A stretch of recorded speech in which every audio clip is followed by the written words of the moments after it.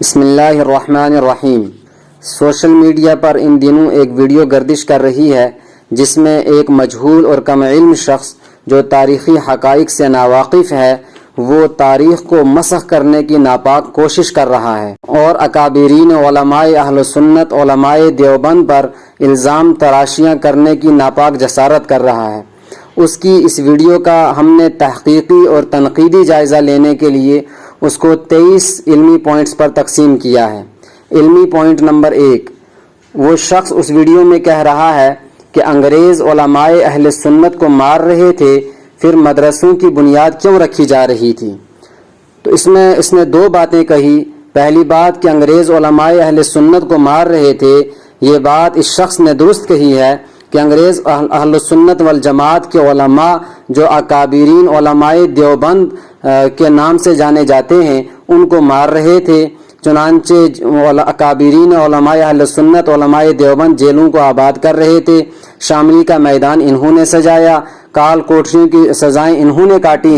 اس کے مقابلے میں بدعتی علماء اور خاص کر جو ان کے بڑے ہیں مولوی احمد رضا خان صاحب، انہوں نے انگریز کے خلاف کسی مہم میں شرکت نہیں کی، جیسا کہ یہ تاثر دینے کی کوشش کر رہے ہیں۔ حتیٰ کہ مولوی احمد رضا خان صاحب نے انگریز کے خلاف کسی مہم میں شرکت کرنے کی وجہ سے 1 گھنٹے کی بھی جیل نہیں کاٹی ہے۔ پھر یہ کیسے لوگوں کو دھوکہ دیا جا رہا ہے کہ ان لوگوں کو مارا جا رہا تھا؟ تو انگریز ان جیسے علماء کو جو بدعتی تھے اور جو بدعات کے حامی تھے، جو انگریزوں کی غلامی کر رہے تھے، جو انگریزوں کی حمایت کرنے والے تھے، ان کو تو انگریز نہیں مار رہے تھے، انگریز علماء اہل سنت اکابرین علماء دیوبند کو مار رہے تھے۔ دوسری بات انہوں نے پھر یہ کہی کہ پھر مدرسوں کی بنیاد کیوں رکھی جا رہی تھی؟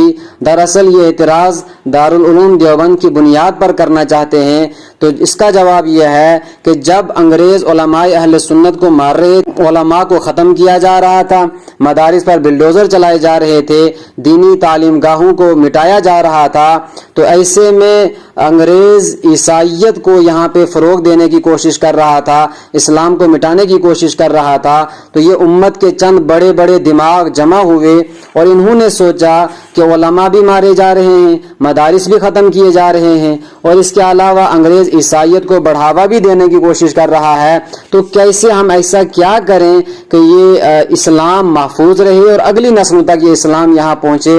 تو اس کے لیے ان امت کے بڑے بڑے دماغوں نے دارالعلوم دیوبند کی بنیاد رکھی تاکہ دین کا تحفظ ہو، اسلام کا تحفظ ہو، اور اسلام پر ہونے والے حمل و عیسائیت اور ہندوازم کی صورت میں ہونے والے حملوں سے اسلام کو بچایا جائے۔ دوسری وجہ دارالعلوم دیوبند کے بنیاد رکھنے کی یہ تھی کہ ان علماء نے جنہوں نے شاملی کا میدان سجایا تھا، جنہوں نے انگریز کے خلاف مہم میں شرکت کی تھی، جن علماء کو کاٹا جا رہا تھا، مارا جا رہا تھا، پھانسیاں دی جا رہی تھی، سولی پر لٹکایا جا رہا تھا، ان علماء کے بچے یتیم ہو رہے تھے، اور یہ یتیم بچوں کو انگریز ان کو لیتے تھے کہ ہم ان بچوں کو پڑھائیں گے، لکھائیں گے، حتیٰ کہ ان کا مذہب بھی چینج کرا دیں گے، مذہب بھی بعد میں وہ انگریز تبدیل کرا دیتے اور ان کو بعد میں اپنا غلام بنا لیتے۔ اس وقت ان امت کے بڑے بڑے دماغوں نے، یہ ان علماء نے فیصلہ کیا کہ ہم دارالعلوم دیوبند کی بنیاد رکھیں گے جس میں ان مجاہدین باپ کے بیٹوں کو ہم لیں گے اور ان کو پڑھائیں گے بھی، ان سے کوئی فیس نہیں لیں گے، لکھائیں گے کوئی فیس نہیں لیں گے، ان کو رہنے کے لیے جگہ دیں گے کوئی فیس نہیں لیں گے، اور ان کا جو سارا انتظام ہوگا وہ امت کے جو اہل خیر حضرات ہیں ان سے چندہ کریں گے، چندہ کرنے کے بعد ان کو کھلایا جائے گا، پلایا جائے گا، تاکہ یتیم بچے اپنے اسلام کی بھی حفاظت کر سکیں اور اپنی ان کی پرورش بھی ہو، ان کے لکھائی بھی حاصل ہو، ان کو پڑھائی بھی حاصل ہو، اور ان کا اسلام بھی محفوظ ہو۔ نیز بڑی اہم وجہ یہ تھی کہ مجاہد باپ کے بیٹے کو مجاہد بنایا جائے تاکہ یہ انگریزوں کے پاس پڑھ کر کے انگریزوں کا غلام نہ بنے۔ علمی پوائنٹ نمبر 2، اس میں یہ شخص کہہ رہا ہے کہ ندوہ اور دیوبند کی شکل میں فتنہ کھڑا ہوا تو اس شخص نے یہ پھر سے تاریخی حقیقت کو مسح کرنے کی کوشش کی ہے۔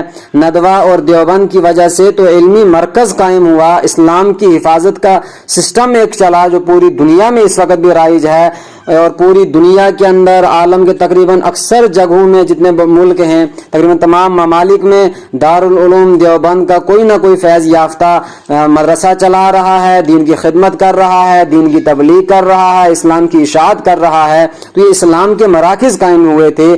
فتنہ تو مولوی احمد رضا خان صاحب اور ان کی ذریت نے کھڑا کیا تھا، اور انہوں نے انگریز کو خوش کیا اور انگریز کی مخالفت کرنے والے مسلمانوں کی انہوں نے مخالفت کی اور انگریز کی انہوں نے حمایت کی۔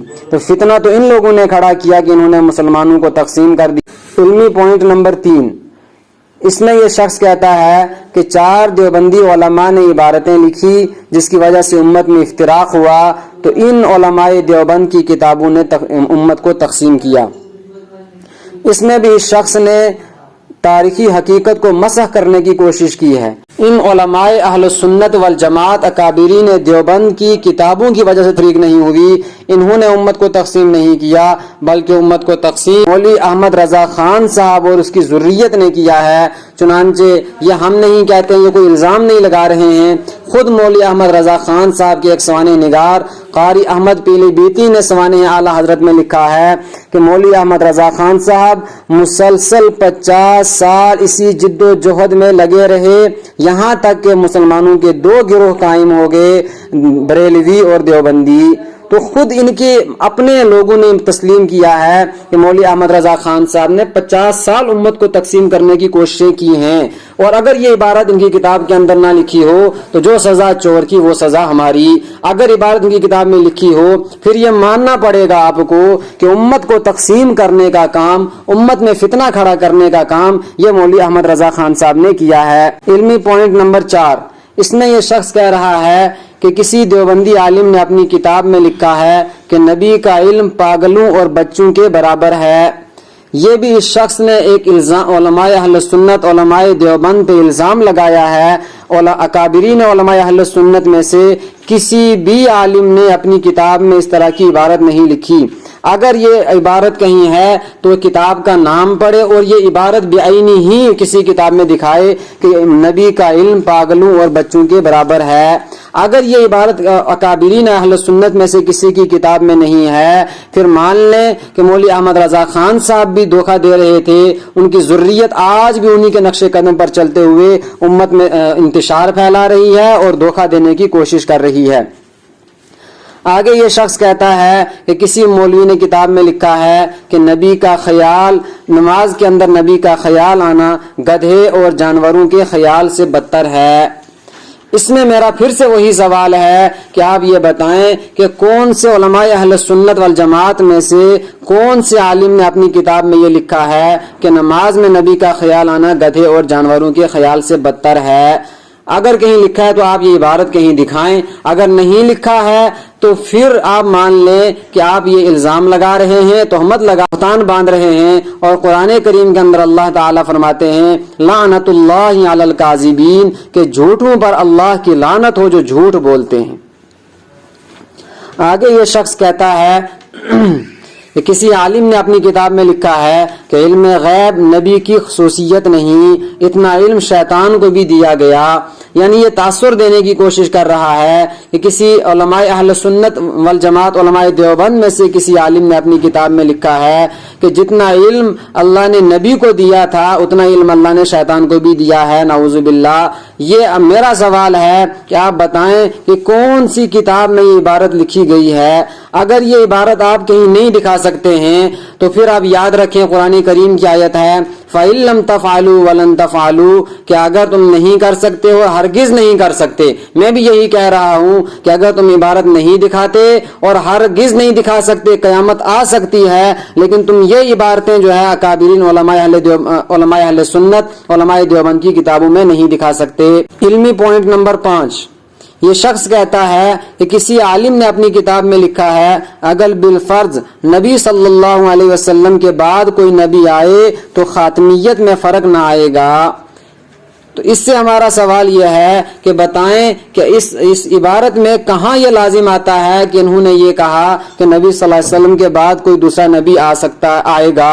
یہ کہاں انہوں نے کہا ہے یا آیا ہے؟ یہ انہوں نے کہاں کہا؟ اس میں انہوں نے کہا بالفرض اگر کوئی آ جائے، ہرگز نہیں ہوتا بالفرض کا مطلب کہ ایسا ہوا ہے یا آئندہ ہوگا ایسا، بلکہ یہ تو صرف بات سمجھانے کے لیے تعبیر اختیار کی جاتی ہے، جیسے قرآن کریم میں اللہ تعالیٰ نے ارشاد فرمایا لو اشرکت لیحبطن عملک، کہ اگر بالفرض آپ شرک کریں، بالفرض لو اشرکتا، اگر بالفرض آپ شرک کریں تو اس کا مطلب ہرگز یہ لازم نہیں آتا کہ اللہ یہ کہہ رہے ہیں کہ خدا نہ خواستہ نعوذ باللہ الیاذ باللہ کہ اللہ کے نبی صلی اللہ علیہ وسلم شرک کرنے کیا یا شرک کریں گے، اس سے ہرگز یہ لازم نہیں آتا۔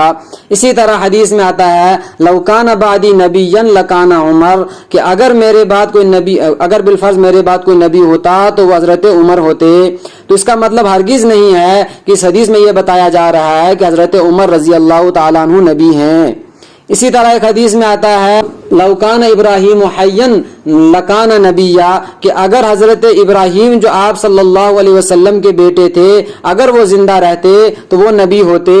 تو اس میں بھی یہ بتایا گیا کہ اگر بالفرض وہ زندہ ہوتے تو وہ نبی ہوتے، اس کا مطلب یہ نہیں ہے کہ وہ نبی ہیں۔ جیسے لو کان بعدی نبی لکان عمر، اگر بالفرض میرے بعد کوئی نبی ہوتا تو حضرت عمر ہوتے، اس کا مطلب یہ نہیں ہے کہ حضرت عمر نبی ہیں۔ اسی طرح جب یہ کہا گیا کہ اگر بالفرض نبی صلی اللہ علیہ وسلم کے بعد کوئی نبی آئے تو خاتمیت میں فرق نہ آئے گا، اس کا مطلب نہیں ہے کہ نبی صلی اللہ علیہ وسلم کے بعد کوئی نبی آیا یا آئے گا، یہ اس کا مطلب نہیں ہوتا ہے۔ یہ آپ اپنی عقل پہ ماتم کریں کہ آپ کو اردو بھی سمجھ میں نہیں آتی ہے اور چلیں ہیں آپ اعتراض کرنے کے لیے اکابرین علماء اہل سنت پر۔ آگے یہ شخص کہتا ہے، کسی دیوبندی عالم نے اپنی کتاب میں لکھا ہے کہ نبی صلی اللہ علیہ وسلم کے بعد کوئی اور نبی آ سکتا ہے۔ میرا آپ سے سوال ہے کہ آپ دکھائیں کہ اکابرین علماء اہل سنت علماء دیوبند میں سے کس عالم نے اپنی کون سی کتاب میں یہ لکھا ہے کہ نبی صلی اللہ علیہ وسلم کے بعد کوئی اور نبی آ سکتا ہے؟ اگر آپ نہیں دکھا سکتے اور ہرگز نہیں دکھا سکتے ہو فاتقوا النار التي وقودها الناس والحجارہ، تو ڈرو تم اس آگ سے جس آگ کے ایندھن لوگ اور پتھر بنیں گے۔ کہ اگر آپ یہی الزام تراشیاں کرتے رہو گے تو یاد رکھ لینا کہ اس میں آخر میں چونکہ سزا ان الزام تراشیوں کی، بہتان بازیوں کی، جھوٹ کی، اس کی سزا آخر میں جہنم ہے۔ لہٰذا میں آپ کو یہ دعوت فکر دیتا ہوں کہ آپ ان چیزوں سے توبہ کریں، استغفار کریں اور علی اعلان اس بات سے رجوع کریں کہ ہم نے اکابرین علماء اہل سنت علماء دیوبند پہ الزام لگایا تھا، اس کو تسلیم کر لیں آپ۔ علمی پوائنٹ نمبر 6، آپ نے اس میں ویڈیو میں یہ کہا کہ نئی چیزیں کتابوں میں آئیں، یعنی آپ یہ بتانا چاہتے ہیں کہ اکابرین علماء اہل سنت نے خدا نہ خواستہ اپنی کتابوں میں نئے مسائل ذکر کیے جو اہل سنت کے نہیں تھے۔ اس کا جواب یہ ہے یہ بہت بڑا الزام ہے اور یہ تاریخ کو جھٹلانے کی کوشش کرنا ہے، اس سے بڑا جرم اور کوئی نہیں ہو سکتا ہے۔ اس لیے کہ اہل سنت والجماعت کے نام پر جو کتابیں لکھی گئی، ان نام پر کتابیں لکھنے والوں میں ایک شخص ہیں مولوی احمد رضا خان صاحب اور ان کی ذریت، جو اپنے آپ کو اہل سنت کہتے ہیں، اپنے آپ کو اہل سنت کا ہونے کا دعویٰ کرتے ہیں اگرچہ وہ ہیں نہیں۔ اس کا مستقل اس کے بھی ہمارے پاس جوابات ہیں اور دلائل ہیں کہ وہ اہل سنت کیوں نہیں ہیں۔ فی الحال میں اس کو نہیں چھیڑ رہا ہوں، تو میں یہ بتانے کی کوشش کر رہا ہوں کہ اپنے آپ کو اہل سنت ہونے کا دعویٰ کر رہے تھے۔ انہوں نے جو کتابیں لکھی اور ان کی ذریت نے جو کتابیں لکھی، اس میں انہوں نے رافضیوں والے عقائد کو لایا، شیعوں والے عقائد کو لایا۔ تو آپ بتائیں کہ اہل سنت کے نام پہ جو شیعوں والے عقائد اہل سنت میں رائج کیے، یہ تو نئی چیزیں ہیں جو اہل سنت کی نہیں تھی، یہ تو آپ لوگوں نے کی۔ اب آپ یہ کہیں گے کہ شاید ہم الزام لگا رہے ہیں، تو یاد رکھیں ہم الزام نہیں لگا رہے ہیں۔ ہدایت بخشش حصہ سوم میں مولوی احمد رضا خان صاحب نے ایسے اشعار کہے ہیں جو اشعار حضرت امی عائشہ صدیقہ رضی اللہ تعالیٰ عنہا کی توہین پر مبنی ہیں۔ تو آپ یہ بتائیے حضرت عائشہ صدیقہ، حضرت ابوبکر صدیق، حضرت اور باقی صحابہ کی توہین کرنا، ان کی بے عزتی کرنا، ان پر الزامات لگانا، یہ تو روافض کا کام ہے، یہ تو اہل سنت کا کام نہیں ہے۔ اہل سنت تو تمام صحابہ کو معیار حق سمجھتے ہیں، اہل سنت کے عقائد تو الگ ہیں، آپ تو رافضیوں والے عقائد کو لا رہے ہیں اور حضرت عائشہ کی توہین کر رہے ہیں۔ हदायके बख्शिश हिस्सा सोम में उन्होंने लिखा है कि तंगो चुस्त उनका लिबास और वो जोबन का उभार। तवज्जो करें, ये अल्फाज हजरत आयशा सिद्दीक़ा रजी अल्लाह ताला अन्हा के बारे में कह रहे हैं। कोई मुसलमान सोच भी कैसे सकता है कि उनके बारे में ये अल्फाज कहे कि तंगो चुस्त उनका लिबास और वो जोबन का उभार, मिसकी जाती है कबा सर से कमर तक लेकर, ये फटा पड़ता है जोबन मेरे दिल की सूरत के हुए जाते हैं जामा से बरूसीना उबर। कैसे इसने गलीज किस्म के अशार कहे हैं। और एक दूसरी किताब में लिखा हुआ है कि अगर हजरत आयशा को बेआस्तीन कपड़े में जनाब अबू बकर ने रुखसत किया हो तो कुछ ताज्जुब नहीं। आपसे सवाल है कि बेआस्तीन और तंग और चुस्त लिबास पहनना, टाइट लिबास पहनना, ये तो मौजूदा दौर में, जबकि इतना फितनों का दौर है, मौजूदा दौर में भी किसी दीनदार मुतदय्यिन मुसलमान की अपनी लड़की को नहीं पहनाता है, अपनी माँ को नहीं पहनाता है, अपनी बहन को नहीं पहनाता है, अपनी बीवी को नहीं पहनाता है। और आप इल्जाम लगा रहे हैं कि अल-अयाज़ु बिल्लाह हजरत अबू बकर ने अपनी बेटी हजरत आयशा सिद्दीक़ा रजी अल्लाह ताला अन्हुमा को तंग और चुस्त और बेआस्तीन लिबास पहनाए थे। तो ये इल्जाम तराशी नहीं है और ये उनकी बेइज्जती नहीं है तो और क्या है। और ये बात कहां से ली गई है? ये तो शियों से ली गई है। इसी तरह से दूसरा, ये सिर्फ मैं आपको मिसाल के तौर पे कुछ बातें बता रहा हूं। इसी तरह से अहले सुन्नत वल जमात का मुत्तफका फैसला है कि सहाबा का जो इजमा हुआ था अल्लाह के नबी सल्लल्लाहु अलैहि वसल्लम के दुनिया से पर्दा फरमाने के बाद कि हजरत अबू बकर सिद्दीक रजी अल्लाह ताला अन्हु खलीफा बनेंगे और वो खलीफा बने। तो अहले सुन्नत का ये अकीदा है कि अंबिया के बाद अगर किसी का बुलंद रुतबा है वो हजरत अबू बकर सिद्दीक रजी अल्लाह ताला अन्हु का है। दूसरे नंबर पर हजरत उमर फारूक रजी अल्लाह ताला अन्हु, तीसरे पर हजरत उस्मान गनी रजी अल्लाह ताला अन्हु, चौथे पर हजरत अली रजी अल्लाह ताला अन्हु। अहले सुन्नत वल जमात तो इस तरतीब के कायल हैं।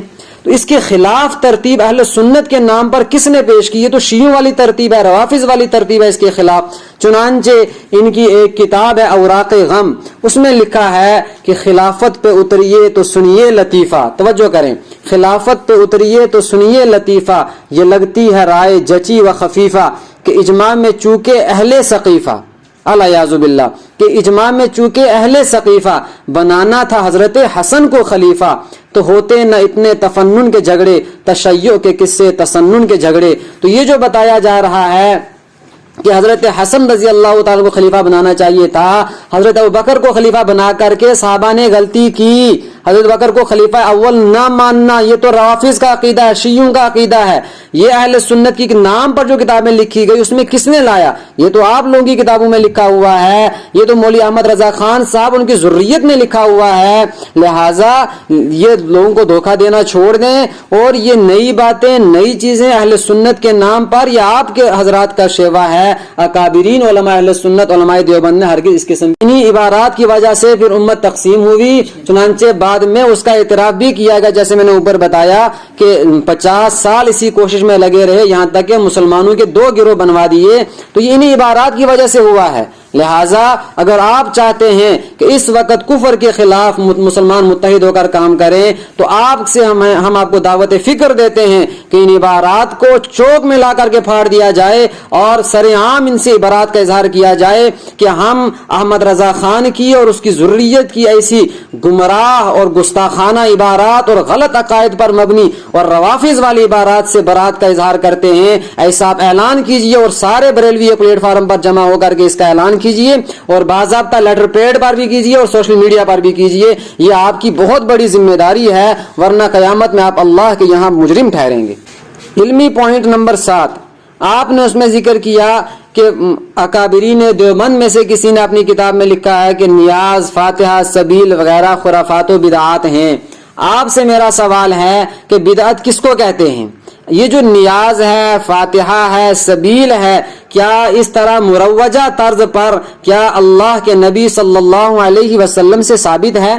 क्या सहाबाए किराम रिजवानुल्लाह अलैहिम अजमाइन से साबित है? کیا حضرت امام اعظم ابو حنیفہ رحمہ اللہ سے ثابت ہے؟ اگر نہیں ثابت ہے پھر یہ دین کیسے ہوا؟ دین تو وہ ہے جو آج تک چلا آ رہا ہے. تو اگر ہم یہ کہیں گے یہ دین ہے، اس کا مطلب صحابہ کو بھی دین سمجھ میں نہیں آیا، امام اعظم کو بھی دین سمجھ میں نہیں آیا. پھر تو امام اعظم کی جگہ تو آپ کو امام بنا دینا چاہیے تاکہ لوگ آپ کی تقلید کریں. یہ تو عجیب مسئلہ ہے کہ آپ اپنے آپ کو یہ کہتے ہیں. چنانچہ مولوی احمد یار خان نعیمی نے جال حق کے اندر لکھا ہے کہ ہم امام اعظم ابو حنیفہ رحمہ اللہ کے مقلد ہیں اور ہمارے لیے امام اعظم ابو حنیفہ کا قول اور فعل یہ دلیل ہونے کے اعتبار سے کافی ہے، پھر ہم ادلہ شرعیہ میں غور و فکر نہیں کرتے. تو یہ آپ نے تسلیم کیا ہے. چنانچہ بریلوی عالم نے یہ لکھا ہے، مفتی احمد یار خان نے یہ لکھا ہے کہ جب مولانا امام اعظم ابو حنیفہ رحمہ اللہ کا قول اور فعل آ جائے ہم اس کو مان لیتے ہیں. لہٰذا فیصلہ کیجئے ان نیاز، فاتحہ، سبیل جو مروجہ خرافات اور بدعات ہیں ان پر فیصلہ کرائیے امام اعظم ابو حنیفہ رحمہ اللہ سے. آئیے ہم آپ کو ٹیبل ٹاک کی دعوت دیتے ہیں کہ تشریح پر بیٹھیں اور بتائیں، اور یا پھر آپ سوشل میڈیا پہ بتائیں کہ حضرت امام اعظم ابو حنیفہ رحمہ اللہ نے کہاں نیاز، فاتحہ، سبیل وغیرہ کی اجازت دی ہے.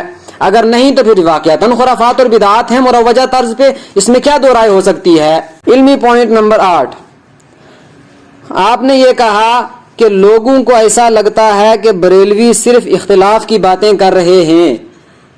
کبھی کبھی ایسا ہوتا ہے کہ انسان کے منہ سے سچ نکل ہی جاتا ہے. تو آپ نے سچ کہہ ہی دیا آخرکار کہ پوری دنیا یہ مانتی ہے کہ بریلویوں کا کام صرف فتنہ پھیلانا، انتشار پھیلانا ہے.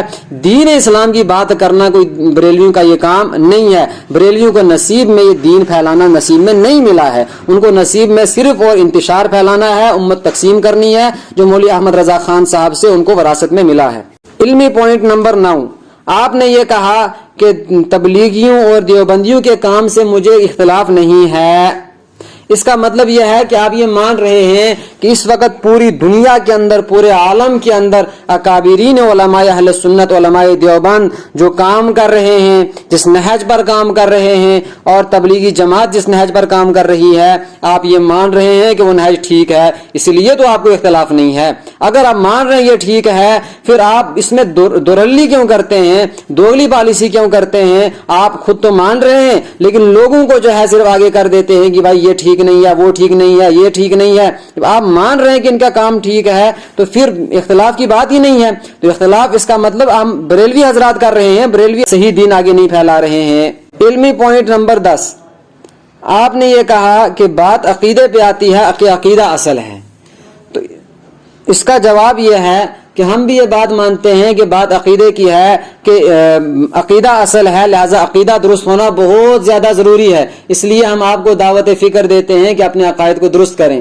ہمارے تو وہی عقائد ہیں، اکابرین علماء اہل سنت والجماعت علماء دیوبند کے وہی عقائد ہیں جو عقائد اس سے پہلے علماء اہل سنت کے تھے. علماء اہل سنت اپنی کتابوں میں لکھے ہیں. العقیدۃ الطحاویہ کے اندر جو عقائد ہیں، امام اعظم ابو حنیفہ رحمہ اللہ نے الفقہ الاکبر جو ان کی عقیدے کی کتاب ہے اس کے اندر جو عقائد لکھ کر کے امت کو دیے ہیں، ہمارے تو وہی عقائد ہیں. ان عقائد سے انحراف کس نے کیا؟ پھر دیکھیے کہ کہاں کہاں آپ حضرات نے فالٹ کیا ہے اور کہاں کہاں آپ نے غلط عقائد امت کو دیے ہیں. بریلویوں نے، رضویوں کا جتنے بھی دین کے ہر باب میں اللہ سے متعلق، نبی صلی اللہ علیہ وسلم سے متعلق، صحابہ سے متعلق، ہر ایک سے متعلق بریلویوں کے الگ الگ عقیدے ہیں. بریلوی نے وہ عقائد امت کو دیے جو عقائد اس سے پہلے امت کے اندر نہیں تھے. چنانچہ بریلویوں کی ایک کتاب ہے فوائد فریدیہ، اس میں انہوں نے لکھا ہے کہ حضرت ابو الحسن الخرفانی نے فرمایا کہ صبح سویرے اللہ تعالیٰ نے میرے ساتھ کشتی کی اور مجھے پچھاڑ دیا. نعوذ باللہ، اللہ ایک بندے کے ساتھ، اپنی مخلوق کے ساتھ کشتی کر رہے ہیں. یہ اللہ کوئی پہلوانی کرا رہے ہیں، یہ اتنی بڑی گستاخی یہ کر رہے ہیں. تو اللہ ان کا خدا وہ ہے جو کشتی کرتا ہے بندوں کے ساتھ. تو اسی طرح سے اللہ کے نبی صلی اللہ علیہ وسلم کے بارے میں بھی ان کے عقائد الگ ہیں جو عام مسلمانوں کے نہیں ہیں، نہ ہی علماء اہل سنت کے کبھی تھے، انہوں نے اپنی کتابوں میں ذکر کیے. مثلا ان کا ایک وائز کہتا ہے کہ میں سو جاؤں یا مصطفیٰ کہتے کہتے، کھلے آنکھ صلی اللہ کہتے کہتے، حبیب خدا کو خدا کہتے کہتے. یہ کتنا بڑا، اس سے بڑی گستاخی اور کیا ہو سکتی ہے کہ اللہ کے نبی صلی اللہ علیہ وسلم زندگی بھر یہ دعوت دیتے رہے کہ ایک اللہ کی جانب آ جاؤ، اور یہ کہہ رہے ہیں کہ نہیں، حبیب خدا اللہ کے نبی صلی اللہ علیہ وسلم ہی خود خدا ہیں. تو یہ کتنا اللہ کے نبی صلی اللہ علیہ وسلم کو خدا کہنا، رب کہنا، اللہ کہنا کتنا بڑا جرم ہے، اس سے بڑی گستاخی اور کفر اور کیا ہو سکتا ہے۔ اسی طرح سے دیوان محمدی کے اندر یہ لکھتے ہیں کہ حقیقت جن کی مشکل تھی تماشا بن کے نکلیں گے، یا اللہ کے نبی صلی اللہ علیہ وسلم کے بارے میں کہہ رہے ہیں حقیقت جن کی مشکل تھی تماشا بن کے نکلیں گے۔ کیا خدا نہ خواستہ اللہ کے نبی تماشا بن کر نکلیں گے؟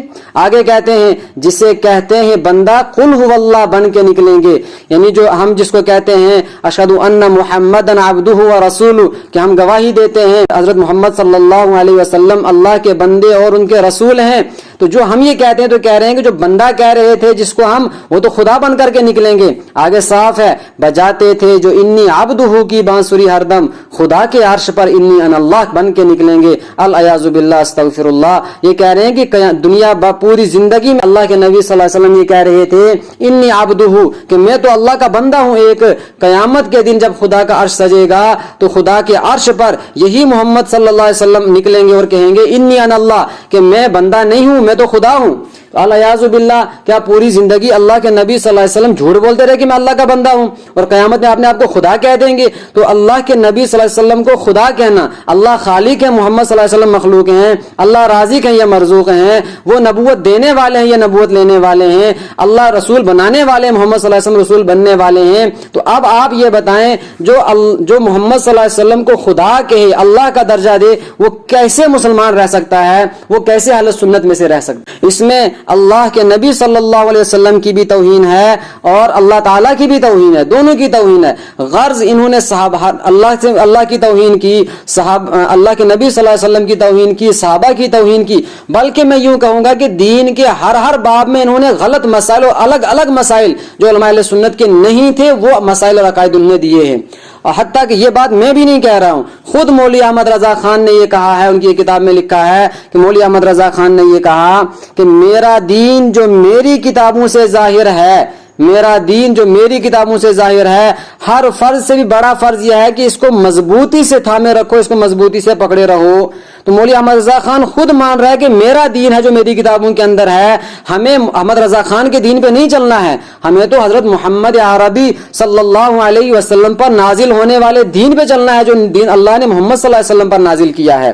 لہٰذا آپ کو ہم یہ دعوت فکر دیتے ہیں کہ ان عقائد سے توبہ کرو، ان عقائد کو اپنی کتابوں سے نکالو، اس لیے کہ آگے آپ نے کہا ہے علمی پوائنٹ نمبر 11 کہ آپ ان عبارتوں کو ان کتابوں سے نکالو۔ ہم یہ کہہ رہے ہیں کہ ہم نے پہلے آپ سے مطالبہ کیا کہ آپ یہ بتائیں کہ جو عبارتیں آپ نے اپنی اس ویڈیو میں کہی وہ عبارتیں اکابرین دیوبند، اکابرین علماء اہل سنت میں سے کس نے اپنی کتاب میں لکھی ہیں؟ کیونکہ وہ کتابیں تو عبارتیں ہم نے لکھی ہی نہیں ہیں، لیکن جو عبارات میں نے آپ کو بتائی، جو کتابیں، جو عقائد، جو مسائل میں نے آپ کو بتائے، یہ تو آپ کی کتابوں کے اندر لکھے ہوئے ہیں، ان سے بڑی گستاخیاں اور کیا ہو سکتی ہیں؟ لہٰذا میں آپ کو دعوت فکر دیتا ہوں کہ آپ آئیے، ان کتابوں کو چوک پہ کھڑے ہو کر پھاڑیے اور ان سے یہ عبارات کو نکالیے اور توبہ کی جو برات کا اعلان کیجیے۔ علمی پوائنٹ نمبر 12، آپ نے یہ کہا کہ مولوی احمد رضا خان صاحب نے اسلام کا ڈیفنس کیا، اہل سنت کا ڈیفنس کیا۔ اس کا جواب یہ ہے کہ آپ وہ کیا ڈیفنس کرتے؟ وہ خود اہل سنت کے نام پہ غلط عقائد، غلط مسائل بیان کر رہے ہیں، وہ کیا ڈیفنس کرتے ہیں؟ ہاں اتنی بات ضرور ہے کہ انہوں نے ڈیفنس کیا ہے۔ کن کا کیا ہے ساری دنیا جانتی ہے کہ انگریزوں کا ڈیفنس کیا ہے، چنانچہ انگریزوں کے خلاف ہر اٹھنے والی تحریک انہوں نے مخالفت کی۔ جب علماء اہل سنت انگریزوں کے خلاف کھڑے ہوئے تو انہوں نے ان پر کفر کے فتوے لگائے۔ جب علماء ندوہ ان کے خلاف کھڑے ہوئے، انہوں نے علماء ندوہ پہ کفر کے فتوے لگائے۔ جب اخبار زمیندار انگریزوں کے خلاف نکلنے لگا تو اخبار زمیندار کے ایڈیٹر پر کفر کے فتوے لگائے۔ علامہ اقبال پر کفر کے فتوے کس نے لگائے؟ مرزا غالب پہ کفر کے فتوے کس نے لگائے ہیں؟ اور جب انگریز کے خلاف ہوئے تو علی گڑھ پر کفر کے فتوے کس نے لگائے؟ تو غرض ہر ایک پر کفر کے فتوے لگا کر کے انہوں نے انگریز کو خوش کرنے کی کوشش کی۔ انگریز کے خلاف جہاد شروع ہوا تو انہوں نے باضابطہ کتاب لکھ دی، یہ اعلام الاعلام بأن ہندوستان دار الاسلام، کہ ہندوستان دار الاسلام ہے۔ کیوں؟ یہاں انگریز آیا ہے نا، اور انگریز اسلام کو مٹا رہا ہے، انگریز مدارس کو ختم کر رہا ہے، انگریز مدارس پر بلڈوزر چلا رہا ہے، اور انگریز آ کر کے علماء کا قتل عام کر رہا ہے، علماء اہل سنت کو مار رہا ہے، دین کو مٹا رہا ہے، اس لیے دار الاسلام ہے۔ کمال کی بات ہے، دارالاسلام اس وقت دارالاسلام تھا، اس وقت جب انگریز دین کو مٹا رہا تھا اس وقت دارالاسلام تھا، اور ان کے یہاں آج یہ جو ہے دارالحرب ہے۔ کمال کی بات ہے، جب اسلام کو مٹایا جا رہا تھا دارالاسلام، جب اس وقت دارالحرب ہو گیا۔ تو یہ ان کی جو دوگلی پالیسی، دو رلی پالیسی ہے، یہ صرف اور صرف انگریز کو خوش کرنے کے لیے ہے۔ اعلام العالم بأن ہندوستان دارالاسلام میں جہاد سے منع کیا گیا، جہاد سے روکا گیا ہے۔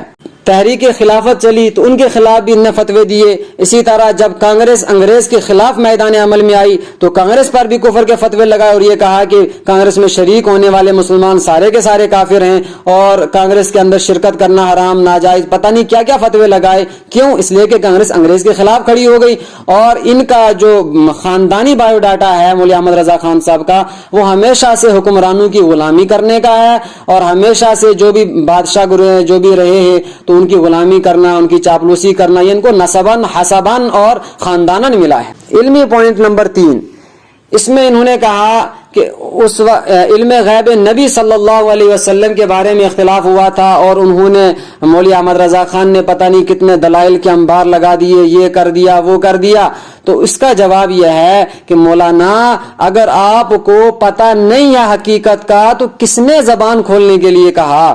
آپ کو یہ بات سمجھنی ہوگی کہ اس وقت علماء کے اندر جو اختلاف ہوا تھا وہ مغیبات کے علم میں نہیں ہوا تھا، وہ تو سارے علماء، سارے مسلمان مانتے ہیں کہ اللہ تعالیٰ نے اپنے پیارے حبیب صلی اللہ علیہ وسلم کو غیب کی بہت سی خبریں دی تھی، بہت سی باتیں غیب کی بتائی تھی، وہ تو سارے مانتے ہیں، اور سب کا یہ عقیدہ ہے کہ جتنا علم اللہ نے حضرت محمد صلی اللہ علیہ وسلم کو دیا اتنا علم اللہ نے مخلوقات میں کسی اور کو نہیں دیا، یہ تو سارے مانتے ہیں۔ لیکن اختلاف اس وقت جو ہوا تھا وہ صرف اس بات پہ ہوا تھا کہ کیا لفظ عالم الغیب کا اطلاق اللہ کے نبی صلی اللہ علیہ وسلم پر کر سکتے ہیں یا نہیں کر سکتے ہیں۔ یہ اختلاف بھی کیوں ہوا تھا؟ اس کی وجہ یہ ہے کہ قرآن کریم کے اندر اللہ نے جہاں بھی نبی صلی اللہ علیہ وسلم کے لیے لفظ غیب بولا ہے وہاں ساتھ میں علم نہیں بولا ہے، اور جہاں نبی صلی اللہ علیہ وسلم کے لیے لفظ علم بولا ہے وہاں غیب نہیں بولا ہے۔ تو علم اور غیب یہ دونوں چیزیں ایک ساتھ اللہ نے نبی صلی اللہ علیہ وسلم کے لیے ثابت قرآن کریم کے اندر نہیں کی، اس لیے علماء میں اختلاف ہو گیا تھا کہ عالم الغیب کہہ سکتے ہیں یا نہیں کہہ سکتے۔ اور دوسری وجہ کہ جہاں بھی اللہ نے قرآن میں اپنے لیے غیب کا تذکرہ کیا تو وہاں ساتھ میں علم کا لفظ بھی استعمال کیا، چنانچہ اللہ نے اپنے بارے میں عالم الغیب والشہادہ، لہٰذا جب اللہ اپنے بارے میں عالم الغیب کہہ رہے ہیں اور نبی صلی اللہ علیہ وسلم کے لیے علم اور غیب یہ دونوں لفظ ایک ساتھ اللہ نے پورے قرآن میں کہیں استعمال نہیں کیے ہیں، ذخیرہ احادیث میں بھی اس طرح کے عالم الغیب کا لفظ نبی صلی اللہ علیہ وسلم کے لیے استعمال نہیں ہوا ہے، تو اس لیے اس وقت علماء کے اندر اختلاف ہو گیا تھا۔ مغیبات کے علم میں اختلاف ہرگز نہیں ہے، یہ سب مانتے ہیں اللہ کے نبی صلی اللہ علیہ وسلم کو کہ اوتیت علم الاولین والآخرین، کہ آپ کو اولین اور آخرین کا علم دیا گیا تھا۔ علمی پوائنٹ نمبر 14، اس میں یہ شخص کہہ رہے ہیں کہ مولوی احمد رضا خان صاحب کو علم لدنی ملا تھا۔ ٹھیک ہے جی، چلیے ہم دیکھ لیتے ہیں علم لدنی ملا تو کن سے ملا، کیسے ملا ہوگا، یہ دیکھنا پڑے گا نا کہ پہلے ان کے استاذ کون ہیں۔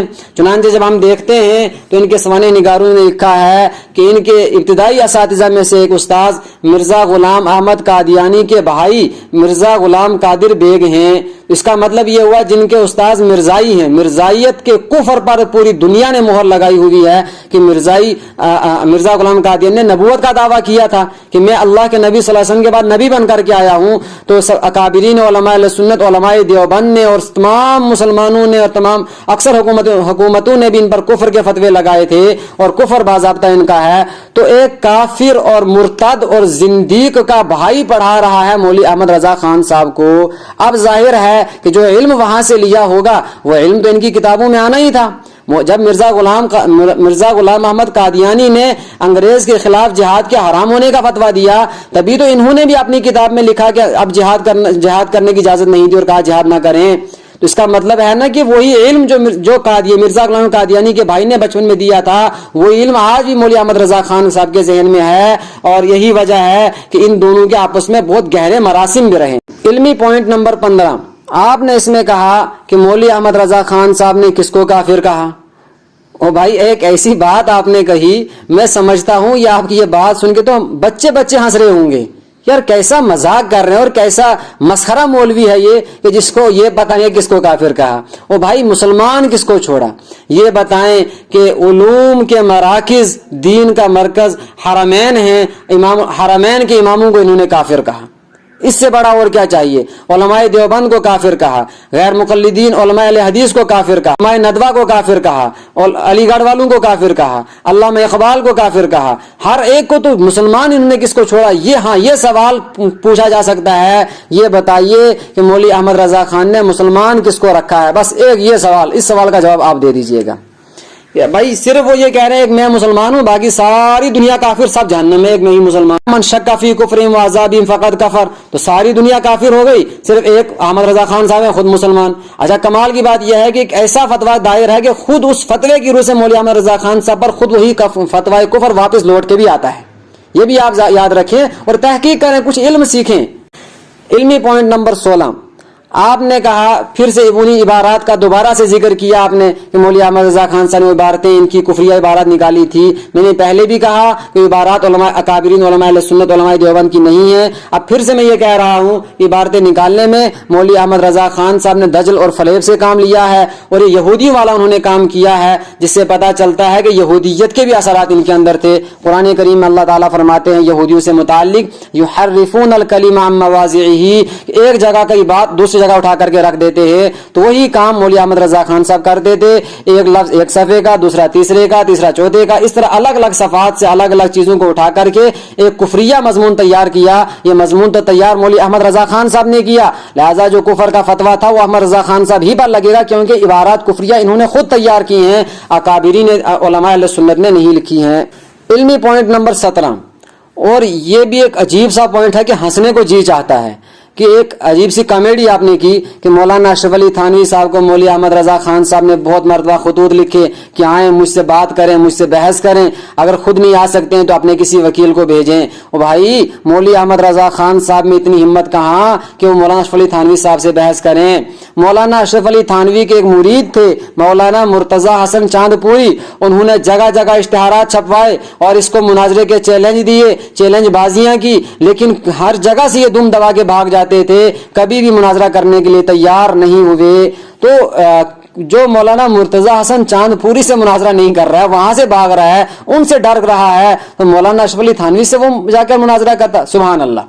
اچھا وہ بھول گئے جب مولانا منظور نعمانی صاحب خود بریلی مدرسہ میں آ کر کے انہوں نے انہی عبارات اکابر پر مناظرہ کیا تھا. آج بھی اس کی رودات فتوحات نعمانیہ کے اندر موجود ہے، جا کر پڑھو اور ہوش کے ناخن لو. وہ تو تمہارے گھر کے اندر تمہارے مدرسے کے اندر آ کر کے انہوں نے مناظرہ کیا ہے تم سے اور جیت کر کے گئے. تو آپ یہ کہتے ہو کہ جی مولوی اشرف علی تھانوی صاحب سے انہوں نے مناظرے کی بحث کی دعوت دی لیکن وہ آئے نہیں. یہ امت کو دھوکہ نہ دیں.